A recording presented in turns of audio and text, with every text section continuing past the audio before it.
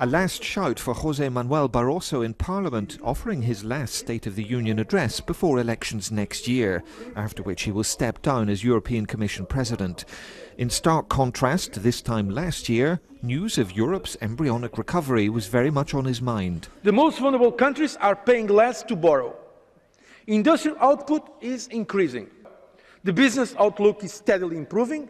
Consumer confidence is sharply rising. He continued with a rhetorical confidence booster. Do we draw confidence to pursue what we have started, or do we belittle the results of our efforts? The need to capitalise on the small window of opportunity was also on some group leaders' minds. Il faut poursuivre les réformes. Un marché unique plus abouti, c'est près de 1% de croissance en plus, et je suis très modeste. Et cela ne coûte pas un euro d'investissement en plus. But is there really cause for celebration? Is the glass really half full, or, with so many unemployed, cast into poverty, actually half empty? Show the reality of Europe.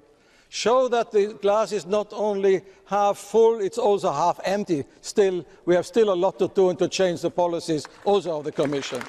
And others too warned that the light at the end of the tunnel might in fact be an oncoming train. This crisis is not over. These first signs of recovery are more the proof of the fact that we hit the bottom of the recession. And that means that we enter in what I call a second phase of this crisis.